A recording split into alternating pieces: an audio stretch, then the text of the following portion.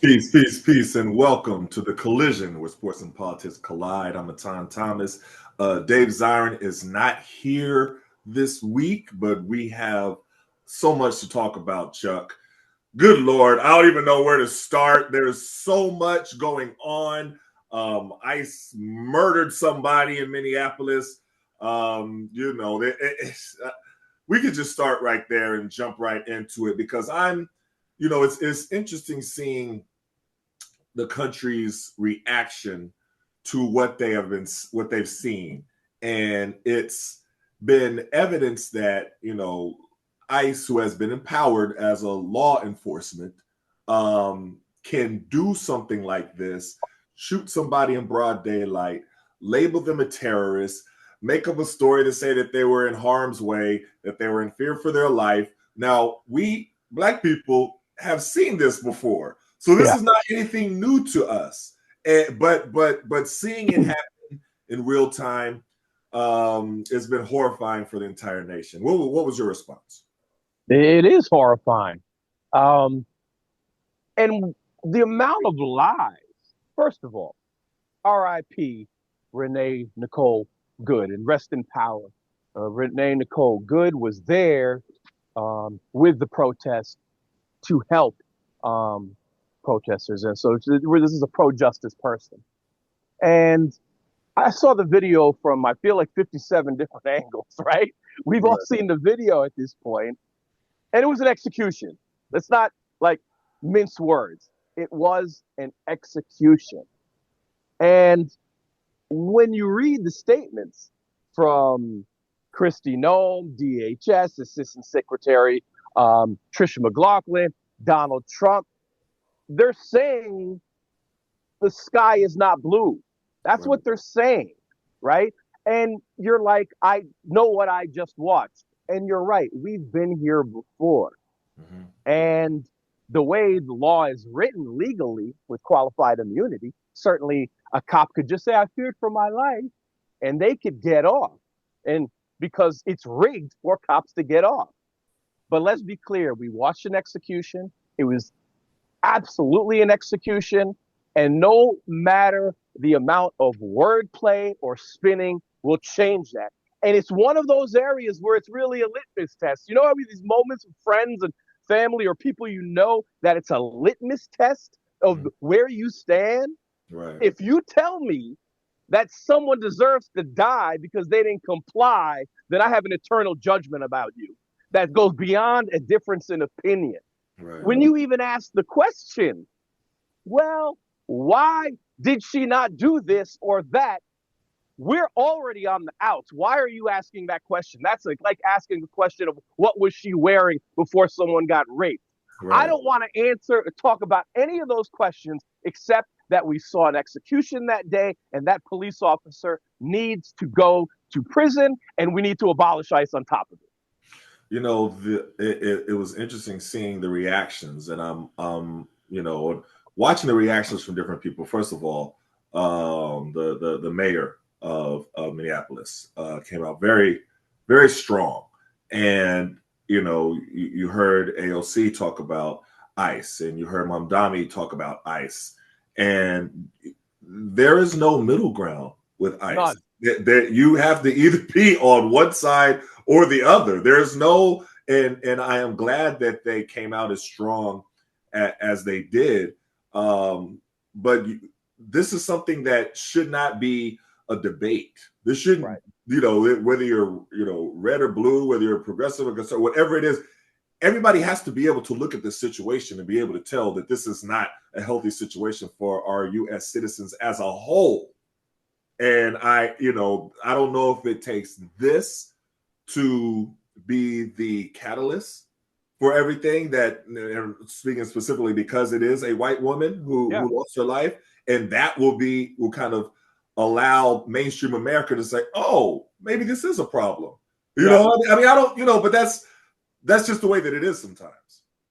I mean, the white woman aspect matters. It absolutely matters because it will get people who don't care, who don't talk about these things, to care and talk about these. And we need to have those discussions with those people if we're going to change things.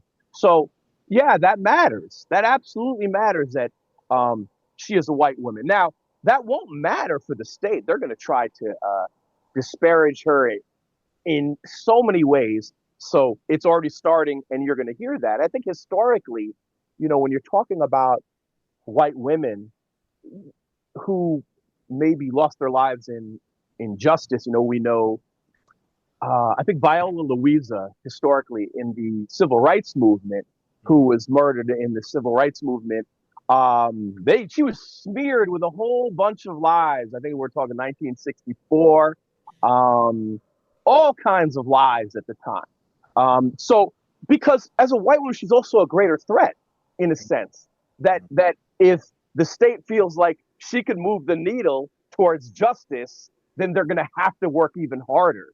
Because if she was a Somalian resident in that car, there would be not having the same debate. We would not have that debate. So that matters. But what doesn't matter is whether she's a white woman or whether she's a Somalian undocumented immigrant. We have to fight just the same. The fact that more people may come out and fight for her, I'm going to welcome them now because we have a larger fight to fight, and we could do all the accounting later on as to why didn't you come out earlier. But it does still, bother me seeing that, the life is valued in one case where it's not valued in another case, when they're both lives that are, you know what I mean? That part does. That's fair. You can't help but notice that fact. Oh, you can't. That's fair. And then just to bring it to women for a second, women have different rules. Also, appearance is critically important. So I followed, as you have followed as well. You wrote a great book on police and white supremacy. All of the people who get attention, there are a lot of factors of why someone gets attention after they were killed, right? And almost always you need an uprising afterwards. But when it comes to women, there are two women who stand out that got mass attention. It's Sandra Bland and it's Breonna Taylor. Okay. And they hit a certain threshold of being liked in more respectable circles to meet that. Because I remember we were protesting for a woman named Natasha McKenna, I think in 2015, very hard. And it's about the most grotesque murder that you'll ever seen in Fairfax, Virginia. There were 4 cops, and those cops had her naked in a wheelchair. She said, "Promise you won't kill me." They ended up tasing her to death. I couldn't even make it through the whole video. And we protested a lot for her, but we couldn't get national attention the way we wanted because she didn't meet the respectability requirement as a Black woman that, going back to the days of Rosa Parks, but not Claudette Colvin, you have to reach a certain amount of respectability as a woman to get a certain amount of attention. And so there's a threshold there even before you get into the whiteness fact. And so Renee Nicole Good, as a white woman, she adds to that, but you already had a certain barrier for women in general that you have to have maybe a little bit more of a more respectable, quote unquote, pristine background just to get any attention at all. So there's just a lot of nuance there, particularly when you get to women, but that's real. I mean, it takes me back to watching The Time to Kill when I was younger, and watching that scene with Matthew McConaughey talking about, Samuel L. Jackson's daughter and everything that happened to him. And he's going through it and he's saying, she's laying there lifeless, in her own blood and their own semen and everything like that. He's painting the picture. And you see the mostly white, audience, how they're responding to jurors and everything like that. And then he says, "Now imagine that she's white." Sure. And everything changed.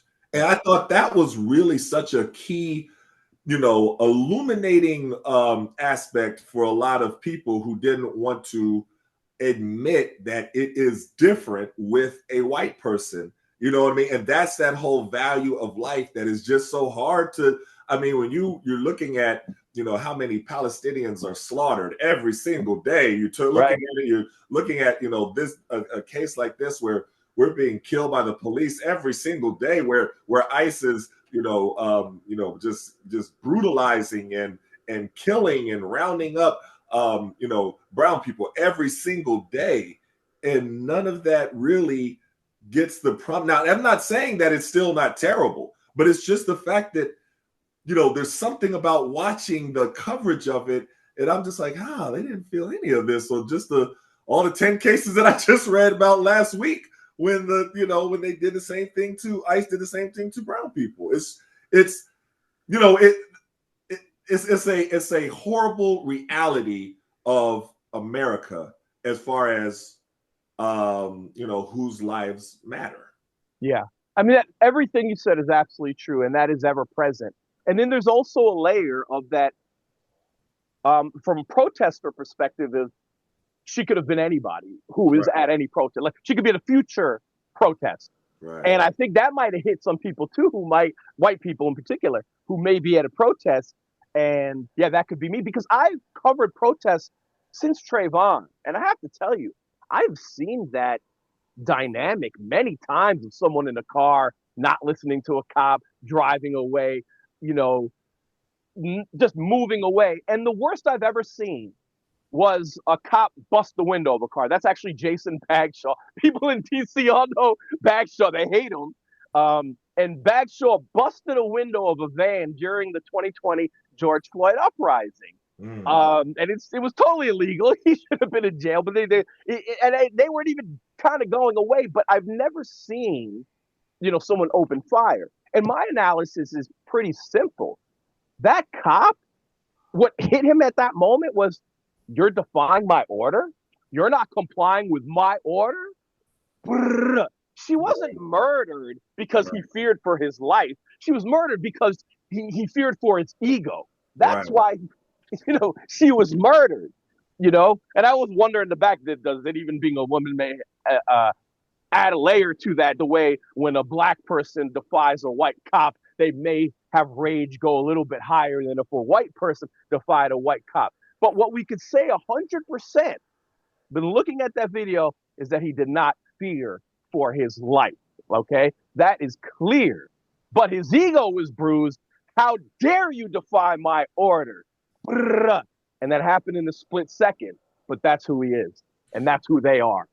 And that's the part of, in my book, Police Brutality and White Supremacy, you talked about it earlier. I looked at examined the case of Willie McCoy. And if you remember Willie McCoy, he was asleep at a Taco Bell. He was literally sleeping. That's what he was doing. Pulled over to the side, not like, obstructing traffic or anything like that. He was literally pulled off to the side, and there was a wellness check.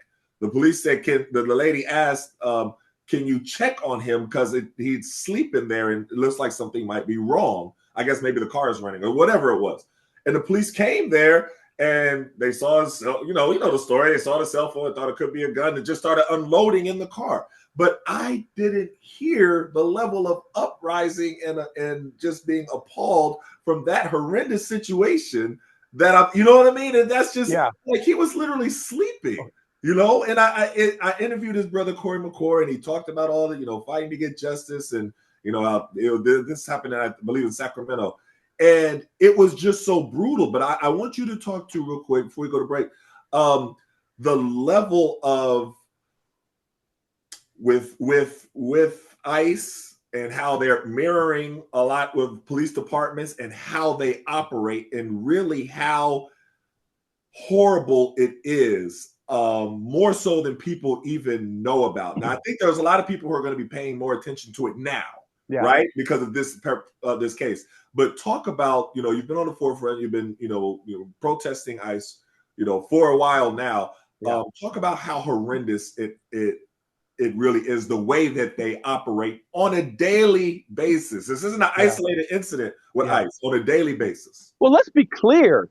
Well, there's been uprisings. It just hasn't hit the news. So when we say it's not getting the news, LA was doing some incredible protesting, uprising, surrounding ICE and making sure that they didn't harm people. Here in DC, during Trump's federal occupation, there was tremendous pushback. We had squads from 12 to 4 in the morning. That included veterans who were posted at Union Station, who would go to harass ICE until they left. Get out of this checkpoint. there's been pushback, but none of this pushback's on the news. There's been an uprising, but none of it has been on the news. We tend to, if you look at the history of, policing, it tends to focus when there's an individual. George Floyd, Mike Brown, Sandra Bland, Breonna Taylor, that there's an individual that people can relate to, or a video that they were horrified with, like George Floyd. And then there's another component. There has to be an uprising.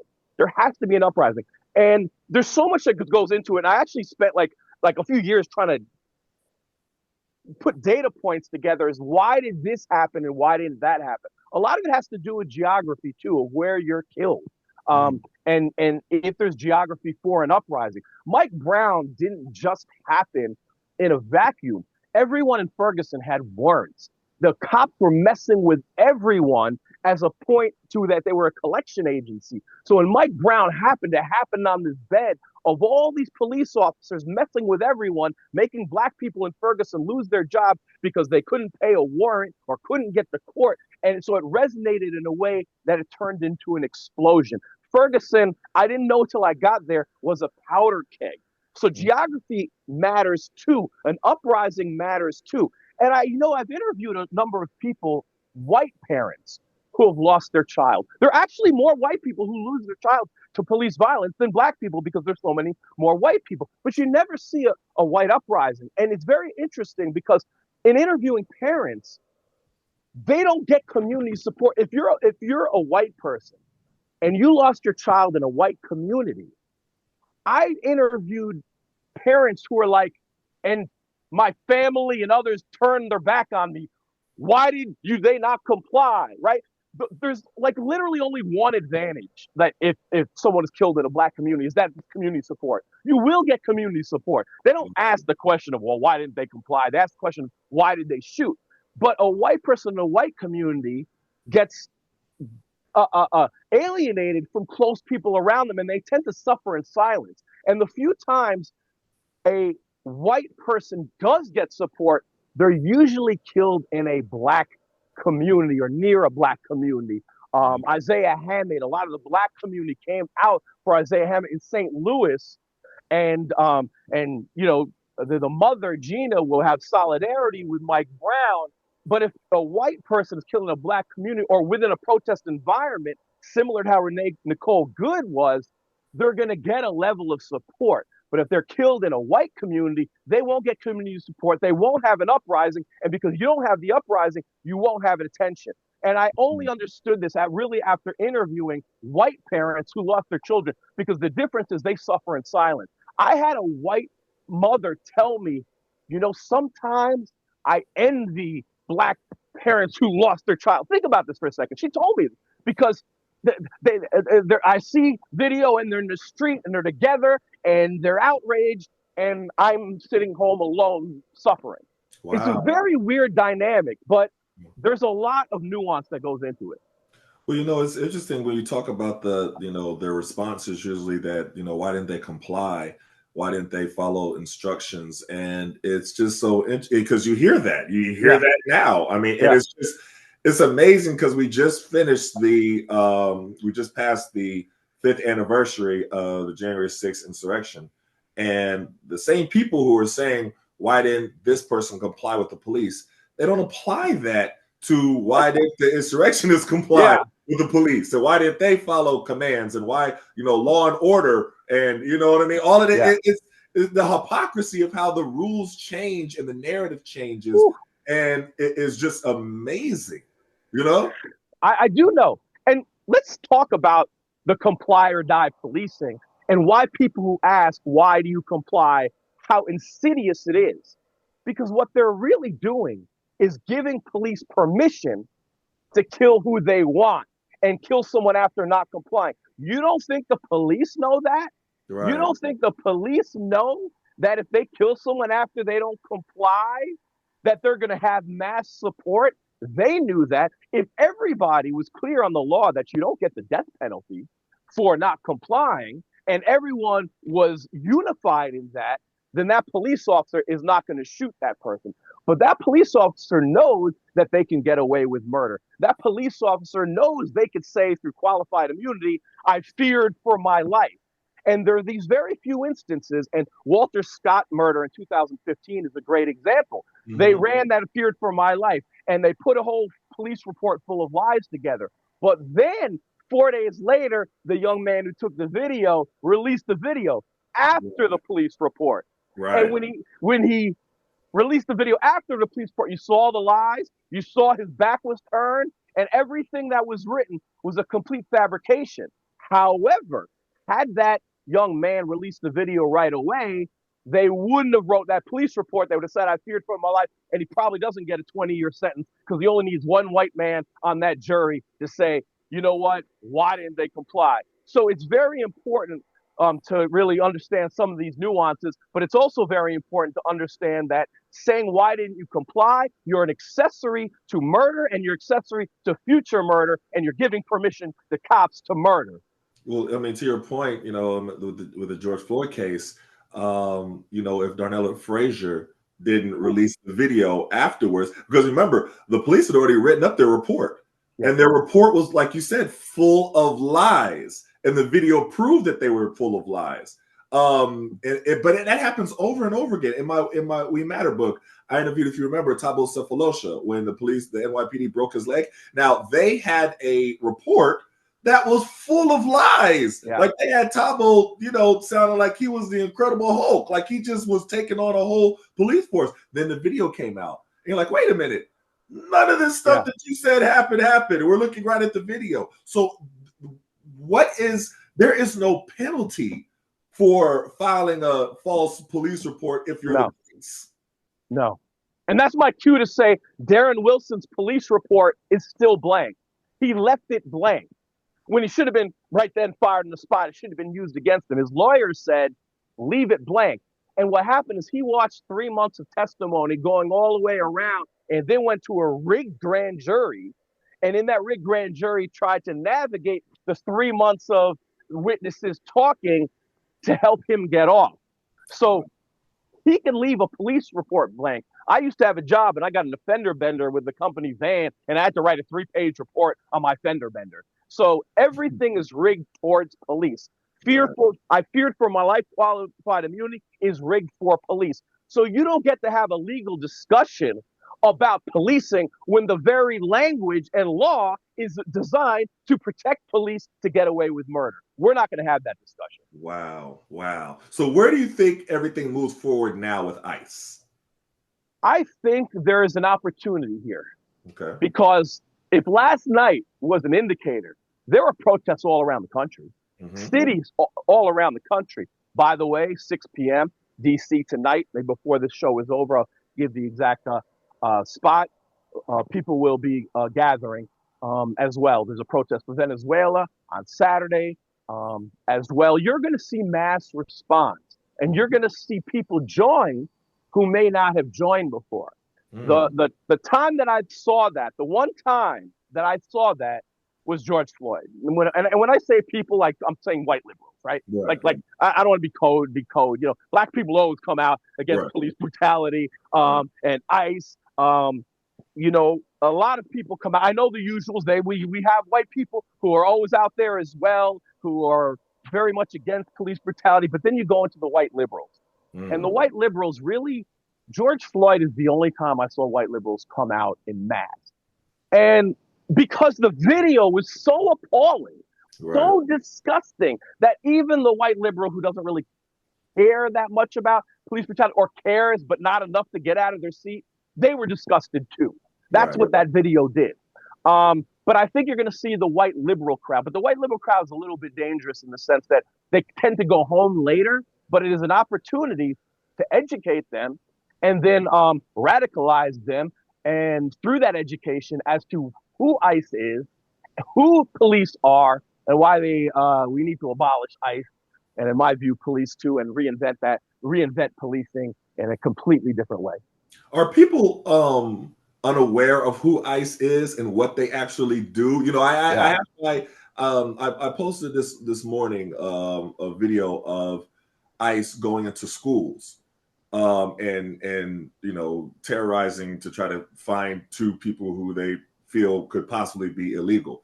I have friends back in Tulsa, Oklahoma. They're in the school system, and that happens all the time. Yeah. I mean, you have, they have the rate of Latinos who are not sending their kids to school for that reason, and choosing to just keep them home out of fear. Yeah. I mean, the ICE is going. They're waiting right outside of churches as soon as you come out from service and grabbing. Like, it's real. Like, I don't know if people really understand how ICE is operating around the country.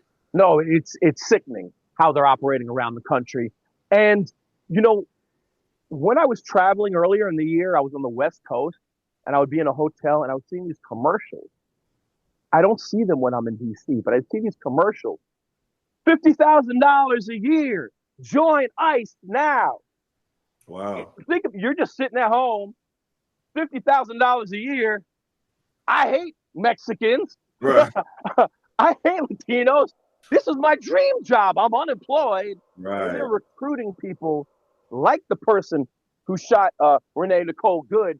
They're building it in. Yeah. And not only that, yesterday, I don't know if it was a cop or it was ICE. There was, you might have seen a video where one of the officers had a Nazi tattoo on his neck. Yep, I saw that. And people are like, how did they let that go by? That was gross negligence. I'm not sure it was negligence, right? I'm thinking they maybe knew about that tattoo on his neck. So what the ICE is doing is taking these racist, bigoted vigilantes, and that's always been part of the police force since slave patrols, right, and paying them nice money, paying them good money with little oversight. So this is an occupying army, and we have to look at that occupying army as such, and we have to protect people where we can from that occupying army. I'm Jewish. I know about the story of Anne Frank. We celebrate the story of Anne Frank, how Anne Frank was taken in by a family and hidden in an attic. We grow up with that story, okay? Right. Well, that story we need to apply right here to anyone who is not being protected, who is being targeted, and maybe we could be more organized in doing that and protecting the undocumented from being ripped apart and brutally separated from their families as well. But goodness, you see the response, and you mentioned it earlier, from people like Trump and the people who are justifying it and saying that the officer did nothing wrong, and are trying to tell us, don't believe your lying eyes, but believe what we're saying. And she tried to viciously run over the ICE agent. Yeah. And, I'm like, wait a minute. I'm like you said, you're looking at it from different angles. Like I don't see any of this. I was like, wait a minute, let me look again. Right? I was like, no, her wheel is all the way turned away from them. That's, help me out. Don't believe your lying eyes, right? Right? Isn't that the right language? Right. And I got to tell you, I think you're right as far as those statements. I mean, I counted something like 12 lies in the official statement that came out of DHS. Like 12 separate lies. It was that bad. And it doesn't surprise me, Trump's statement that he made, but it is a statement that came so quickly, and it's not like I expect anything presidential from Trump. Right.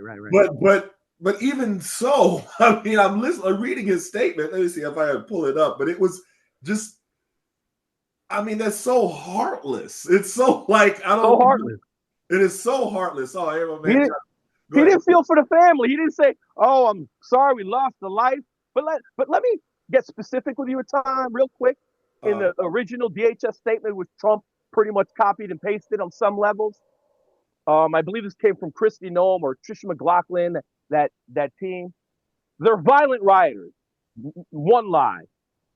Weaponized her vehicle. 2. Attempted to run over. 3.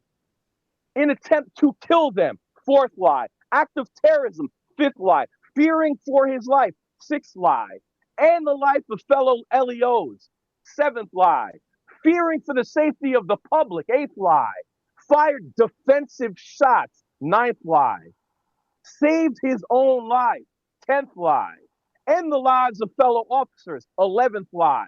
And and it was all the direct consequence of constant attack on our officers. None of this would have happened if there weren't attacks on our officers. 12th lie and then some. At least 12 lies in one statement. Good Lord. Good Lord. Well, let's go to a quick break, And we come back, we're going to have someone who I had great battles with all through college, John Celestin, him in Villanova, me at Syracuse. But let's take a quick break, and we're going to listen to the comments of Stephen A. Smith on what he had to say about everything. So we'll be right back with more of The Collision, where sports and politics collide. I saw the video on numerous occasions, and seeing what transpired from a lawful perspective, as it pertains to a law enforcement official, don't expect him to be prosecuted. He was completely justified. From a humanitarian perspective, however, why did you have to do that? If you could move out the way, that means you could have shot the tires.